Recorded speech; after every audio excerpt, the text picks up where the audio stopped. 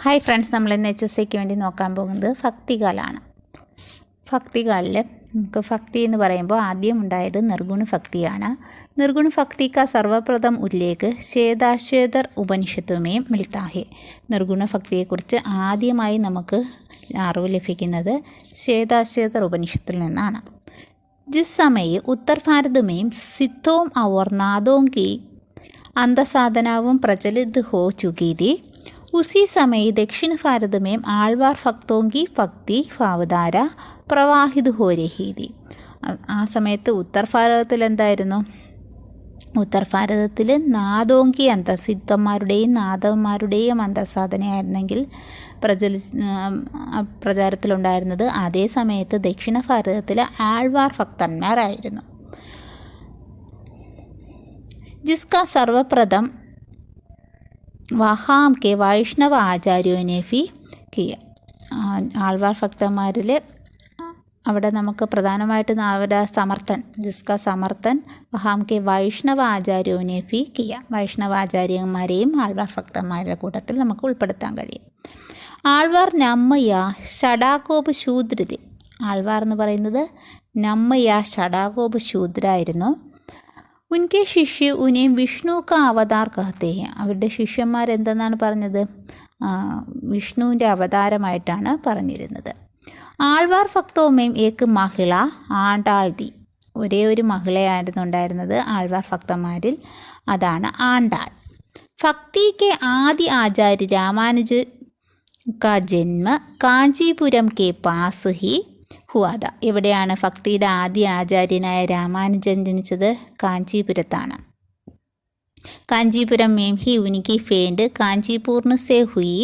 Kanchipur Ramanuj K Shudra Gurudev. ഈ കാഞ്ചീപൂർണം എന്ന് പറയുന്നത് ആരായിരുന്നു? കാഞ്ചീപുരത്തിലെ കാഞ്ചീപുരം മേം ഹി ഉൻകി ഫെയിൻഡ്. അവരുടെ ആരുമായിട്ട് കൂടിക്കാഴ്ച നടന്നു? കാഞ്ചീപൂർണുമായിട്ട് കൂടിക്കാഴ്ച നടന്നു രാമാനുജന്. അദ്ദേഹമാണ്, കാഞ്ചീപൂർണാണ് രാമാനുജൻ്റെ ശൂദ്രഗുരു. രാമാനുജ് കെ അനുസാർ ജഗത് മിഥ്യാ നഹി വാസ്തവിക് ഹെ. രാമാനുജൻ്റെ അഭിപ്രായമാണ് പറയുന്നത്. എന്താണ്? ജഗത്ത് മിഥ്യയല്ല, വാസ്തവികാണ്. ജഗത്ത് ശരീർ ഹേ ബ്രഹ്മ ശരീരി. ജഗത്ത് എന്ന് പറയുന്നത് ശരീരാണ്, ബ്രഹ്മ ശരീരി. ബ്രഹ്മ ജീവ് വ ജഗത്ത് കോ ധാരൺ കർത്താ ഹുവാ ഉസ്കാ നിയമൻ കർത്താ ഹെ. അപ്പോൾ ഇതാരുടേതാണ്? ഇതാരുടെ അഭിപ്രായമാണ്? ആരുടെ മതമാണെന്ന് ചോദിച്ചാൽ രാമാനുജൻ്റെ അഭിപ്രായമാണ്. ജഗത്ത് മിഥ്യാ നഹി വാസ്തവിക് ഹേ, ജഗത്ത് ശരീർ ഹേ ബ്രഹ്മ ശരീരി. ബ്രഹ്മ ജീവ് वा जगत को धारण करता हुआ उसका नियमन करता है. जैसे शरीरी शरीर का, जैसे नील कमल का നീലത്ത് കമൽ സെ ഭിन्न नहीं, വൈസേ ഹി ജഗത്ത് ബ്രഹ്മ സെ ഭിन्न नहीं. അതിന് ഉദാഹരണമായിട്ടാണ് പറഞ്ഞിരിക്കുന്നത് നീലക്കമലിൻ്റെ കാര്യം. നീലക്കമലിൽ, നീലത്താമരയിൽ എങ്ങനെയാണ്? നീലത്ത് കമൽ സെ ഭിन्न नहीं. ആ നീല എന്ന് പറയുന്ന നിറം എന്ന് പറയുന്നത് നമുക്ക് താമരയിൽ നിന്ന് വേറെ ആക്കി കാണാൻ പറ്റില്ല. നീലത്താമര എന്ന് പറയുന്നതിൽ ആ നീലയും താമരയും ഒന്നായിരിക്കുവാണ് അവിടെ. വൈസേഹി, അതുപോലെ തന്നെ ജഗത്ത് ബ്രഹ്മസെ ഭിन्न नहीं എന്നാണ് ഉദാഹരണമായിട്ട് രാമാനുജ് പറഞ്ഞു വെച്ചത്. ചൂങ്കി രാമാനുജ് കാ ബ്രഹ്മ വിശേഷൻ സെ യുക്ത വിശിഷ്ട ഹെ, ഇസലിയെ ഉൻകോ ദർശൻ, അദ്ദേഹത്തിൻ്റെ ദർശനാണ് വിശിഷ്ടാദ്വൈത്. ഭക്തി ഏക് പ്രവൃത്തി കെ രൂപമേ രാമാനുജാചാര്യ കെ പഹലേ ഭി ഥി. അദ്ദേഹത്തിന് മുമ്പും ഭക്തിയുണ്ട്, ഒരു പ്രവൃത്തി എന്നുള്ള രൂപത്തിൽ ഭക്തിയുണ്ട്. കിന്തു വഹ് സാധനാ പദ്ധതി മാത്രതി. പക്ഷേ അതിന് മുമ്പുള്ള ഭക്തി എന്ന് പറയുന്നത് എന്തായിരുന്നു? ഒരു സാധനാ പദ്ധതി മാത്രമായിരുന്നു. ആന്തോളൻ നഹി, നമ്മളൊരു വിപ്ലവമായിട്ട്, ഒരു ആന്തോളനായിട്ട് നമുക്ക് അതിന് മുമ്പുള്ള ഭക്തിയെ എടുക്കാൻ പറ്റില്ല. അപ്പോൾ രാമാനുജാചാര്യൻ്റെ സമയം തൊട്ടാണ് അതൊരു എന്നുള്ള രൂപത്തിൽ ഭക്തി ആന്തോളനായിട്ട് നമുക്ക് എടുക്കാൻ പറ്റുന്നത്. രാമാനുജാചാര്യനെ ദർശൻ കെ സ്തർ പർ ഭക്തി को प्रतिष्ठित किया, अर्थात भक्ति आंदोलन को वैचारिक आधार प्रदान किया. രാമാനുജാചാര്യനെ ശ്രീ സമ്പ്രദായ കാ പ്രവർത്തൻ കിയ. ഇമ്പോർട്ടൻ്റ് ആണ്. രാമാനുജാചാര്യാണ് ശ്രീ സമ്പ്രദായത്തിൻ്റെ പ്രവർത്തകനായിട്ട് കരുതുന്നത്. ഇനോനെ ഹിന്ദി കോ പ്രചാർ കാ മാധ്യം ബനായ. അദ്ദേഹമാണ് ഹിന്ദിയെ എന്താക്കിയത്? പ്രചാരത്തിൻ്റെ മാധ്യമമാക്കി മാറ്റിയത്. രാമാനുജിക്ക് ഹി പരമ്പരാമേ, അദ്ദേഹത്തിൻ്റെ പരമ്പരയിലാണ് ആരും വരുന്നത്? രാമാനന്ദിൻ്റെ ജന്മം 1300 ഈസ്വി കെ ആസ്പാസായിട്ട് നമുക്ക് കണക്കാക്കാം. രാമാനുജൻ്റെ പരമ്പരയിലാണ് രാമാനന്ദ് വരുന്നത്. രാമാനന്ദിൻ്റെ ജന്മം 1300 के आसपास. जिनके बारे में कहा जाता है कि वे भक्ति को दक्षिण से उत्तर लाए. അപ്പോൾ ഭക്തിയെ ദക്ഷിണിൽ നിന്ന് ഉത്തറിലോട്ട് കൊണ്ടുപോയത് ആരാണ്? രാമാനന്ദാണ്. ആചാര്യ ശങ്കറിനെ അദ്വൈതവാദ കാ പ്രവർത്തൻ കിയ. നമ്മുടെ കേരളീയനായ ശങ്കരാചാര്യർ, അദ്ദേഹമാണ് അദ്വൈതവാദിൻ്റെ പ്രവർത്തകമായിട്ട് നമുക്ക് കണക്കാക്കാൻ കഴിയുന്നത്. ഇസ്കാ സിദ്ധാന്ത് ഹേ, അദ്ദേഹത്തിൻ്റെ സിദ്ധാന്തമാണ് ബ്രഹ്മ സത്യ ഹേ അവർ ജഗത്ത് മിഥ്യ. ബ്രഹ്മ സത്യമാണ്, ജഗത്ത് മിഥ്യയാണ്. ബ്രഹ്മ അവർ ജഗത്തുമേ കൊയ് ഫേദ് നഹി ഹേ. ബ്രഹ്മം ജഗത്തും തമ്മിൽ യാതൊരു വ്യത്യാസവുമില്ല എന്ന് അദ്ദേഹം പറഞ്ഞു. അതാണ് അദ്വൈതവാദം എന്ന് പറയുന്നത്. വൈഷ്ണവ ധർമ്മയ്ക്ക് സ്ഥാപന കർണേ വാലെ രാമാനുജ്, മധ്വാചാര്യ, വിഷ്ണു സ്വാമി അവർ നിംബാർക്ക് ये 4 महान ആചാര്യ ഹുയെ. വൈഷ്ണവധർമ്മത്തിലെ സ്ഥാപകരായിട്ട് നമുക്ക് സ്ഥാപിച്ചവരായിട്ട് നമുക്ക് കണക്കാക്കാൻ കഴിയുന്ന ആരെയൊക്കെയാണ്? 4 പേര്. അവരാരൊക്കെയാണെന്ന് ചോദിച്ചാൽ രാമാനുജ്, മധ്വാചാര്യ, വിഷ്ണുസ്വാമി അവർ നിംബാർക്ക്. ഇവരാണ് 4 വൈഷ്ണവ സമ്പ്രദായത്തിലെ മഹാനാചാര്യ.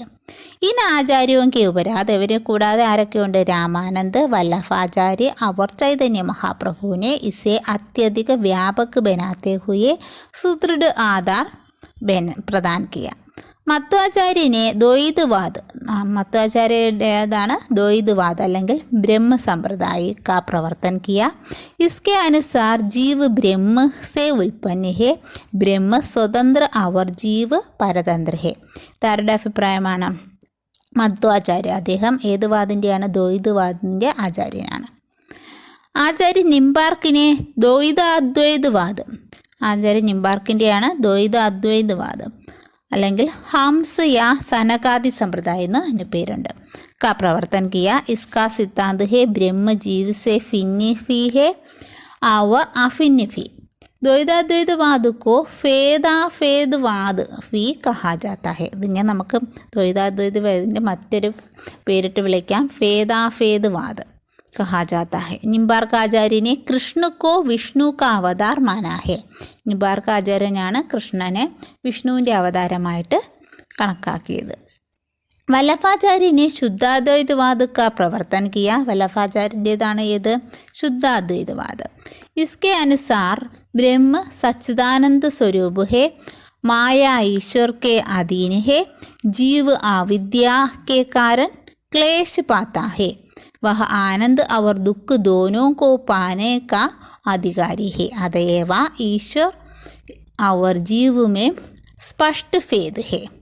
ഇതാരുടെ അഭിപ്രായമാണ്? വല്ലഭാചാര്യൻ്റെ. അദ്ദേഹം ഏത് വാദിൻ്റെ പ്രവർത്തകനാണ്? ശുദ്ധാദ്വൈതവാദിൻ്റെ. ഇനി അടുത്ത വിഷ്ണുസ്വാമി. വിഷ്ണുസ്വാമിനെ രുദ്ര സമ്പ്രദായ കാ പ്രവർത്തൻ കിയ. രുദ്ര സമ്പ്രദായത്തിൻ്റെ പ്രവർത്തകനാണ് വിഷ്ണുസ്വാമി. ഇനോനെ അദ്വൈതവാദ് കോ മായാ സേ രഹിത് മാൻകർ ശുദ്ധ ബ്രഹ്മ കാ പ്രതിപാദൻ കിയ. ഇനി ഈ സമ്പ്രദായങ്ങൾ കൂടാതെ വേറെ കുറച്ച് സമ്പ്രദായങ്ങളും കൂടിയുണ്ട്. ഇതൊക്കെയാണ് മഹാപുരുഷീയ സമ്പ്രദായം, അത് ശങ്കർ ദേവിൻ്റെയാണ്. രാംദാസി സമ്പ്രദായം, അത് രാംദാസിൻ്റെ. ഉദ്ധതി സമ്പ്രദായം സഹജാനന്ദ് യാ സ്വാമി നാരായണൻ്റെ. രസിക് സമ്പ്രദായം അഗ്രദാസിൻ്റെ. സ്വസുഖി സമ്പ്രദായം രാംചരൺ ദാസിൻ്റെ. രാമാവത് സമ്പ്രദായം രാമാനന്ദിൻ്റെ. പരബ്രഹ്മ സമ്പ്രദായം ദാദുദയാലിൻ്റെ. ഗൗഡി സമ്പ്രദായം ചൈതന്യ മഹാപ്രഭുവിൻ്റെ. സഖി സമ്പ്രദായം സ്വാമി ഹരിദാസിൻ്റെ. തത്സുഖി സമ്പ്രദായം ജീവാറാമിൻ്റെ. രാധാവല്ലഭി സമ്പ്രദായം ഗോസ്വാമി ഹിതഹരിവംശിൻ്റെ. മഹാനുഭാവ് സമ്പ്രദായം ചക്രധറിൻ്റെ. വാർക്കരി സമ്പ്രദായം പുണ്ടലിക്കിൻ്റെ. ധ്യാൻ സമ്പ്രദായം ഈ സമ്പ്രദായ കാ ജന്മ ഭഗവാൻ ബുദ്ധ കി ബോധി സെ ഹുവാ മാനാ ജാത്താ ഹെ. ഇതെല്ലാം ഈ ഒരു ഇതിൽ വരുന്ന ഭക്തിയിൽ വരുന്ന സമ്പ്രദായങ്ങളാണ്. ഇനി വിഷ്ണു കാ സർവപ്രഥം ഉല്ലേഖ് ഋഗ്വേദ് മേ മിൽത്താ ഹെ. ഈ വിഷ്ണുവിനെ കുറിച്ചുള്ള ആദ്യ പരാമർശം ലഭിക്കുന്നത് എവിടെ നിന്നാണ്? ഋഗ്വേദത്തിൽ നിന്നാണ്. ജഹാം എനിക്ക് കൽപ്പന സൂര്യക്കെ രൂപമേം കി ഗയി ഹെ. സൂര്യൻ്റെ രൂപത്തിലാണ് കൽപ്പിച്ചിരിക്കുന്നത് വിഷ്ണുവിനെ. വസ്തുതഃ ഈശ്വർ പ്രേം കെ ക്ഷേത്ര में सबकी समान अधिकार देकर आलवार भक्तों ने भारतीय जनजीवन को एक दूसरे के निकट लाने का स्तुति प्रयास किया. आलवार भक्तों द्वारा रचित 4000 पदों का संकलन ദിവ്യ പ്രബന്ധം നാം സെ കിയാ ഗയാ ഹെ. ഈ ആൾവാർ ഭക്തന്മാർ രചിച്ച 4000 പദങ്ങളുടെ ഒരു സങ്കലനമാണ് ദിവ്യപ്രബന്ധം എന്ന പേരിൽ അറിയപ്പെടുന്നത്. നമ്മാൾവാർ കെ ഗീതോങ്ക സങ്കലൻ സർവപ്രഥം നാദുമുനി. നമ്മാൾവാർ ഗീതങ്ങളുടെ സങ്കലനം ആദ്യമായിട്ട് നടത്തിയത് നാദുമുനിയാണ്. ദശം ശതാബ്ദിയാണ് നാദുമുനിയുടെ കാലഘട്ടം, 10ാം നൂറ്റാണ്ട്. ബേബർ, ഗിരിയസൻ, ബർണലെ, ഭണ്ഡാർക്കർ आदि विद्वानों ने वैष्णव भक्ति को ईसाईयत की देन कहा है. ആരൊക്കെയാണ്? ബേബറും ഗിരിയസനും ബർണലെയും ഭണ്ഡാർക്കറും. ഇവരെല്ലാം പറഞ്ഞത് എന്താണ്? വൈഷ്ണവ ഭക്തി എന്ന് പറഞ്ഞത് ഈസായിയത്ത് കി ദേൻ എന്നാണ്. ക്രിസ്ത്യൻസിൻ്റെ ഒരു ദാനമെന്നാണ് അവർ പറഞ്ഞു വെച്ചത്. ആചാര്യ രാമചന്ദ്ര ശുക്ലിനെ ഭക്തി കോ ധർമ്മ കാ രസാത്മക രൂപ കഹാ ഹെ. ആചാര്യ രാമചന്ദ്ര ശുക്ലാണ് ഭക്തിയെ ധർമ്മ കാ രസാത്മക രൂപ എന്ന് പറഞ്ഞത്. उन्होंने इसे इस्लामी आक्रमण से पराजित हिंदू जनता की असहाय एवं നിരാശ മനസ്ഥിതി സെ ജോഡാഥ. അദ്ദേഹം ഇതിനെ എന്തുമായിട്ടാണ് കമ്പയർ ചെയ്തത്? മുസ്ലിം ആക്രമണത്തിൽ പരാജിതമായ ഹിന്ദു ജനതയുടെ അസഹായ അവസ്ഥയിൽ നിരാശയെന്നും ഒക്കെ ആ മനസ്ഥിതിയിൽ നിന്നുണ്ടായതാണ് ഈ ഭക്തിയുടെ ഉദയം ചെയ്തതെന്നാണ് ആര് പറഞ്ഞത്? ആചാര്യ രാമചന്ദ്ര ശുക്ലിൻ്റെ അഭിപ്രായം. पंडित हजारी प्रसाद द्विवेदी ने भक्ति आंदोलन को भारतीय चिंताधारा का स्वाभाविक विकास माना है. ഹസാരി പ്രസാദ് ദ്വിവേദി പറഞ്ഞത് ഭക്തി ആന്തോളൻ എന്ന് പറയുന്നത് ഭാരതീയ ചിന്താധാരയിൽ സ്വാഭാവികമായി വികസിച്ച് വന്നൊരു കാര്യമാണെന്നാണ്. जॉर्ज अब्राहम गिरियसन ने अपने साहित्य इतिहास ग्रंथ में 15वीं सदी का धार्मिक पुनर्जागरण, जायसी की प्रेम कविता, व्रज का कृष्ण काव्य और तुलसीदास तक की अवधि को भारतीय भाषा काव्य भक्तिकाल का स्वर्णयुग कहा है. അപ്പം ഗിരിയസനാണ് എന്ത് പറഞ്ഞത്? ഈ ഭക്തികാലിനെ സ്വർണ്ണയുഗം എന്ന് പറഞ്ഞത്. കാരണം എന്താണ്?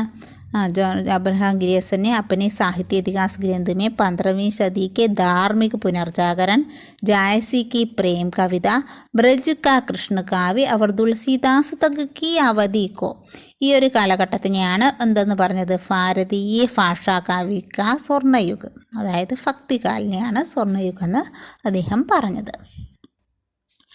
ബാലൻസ് നമുക്ക് നെക്സ്റ്റ് ഡേ നോക്കാം. Okay, thank you.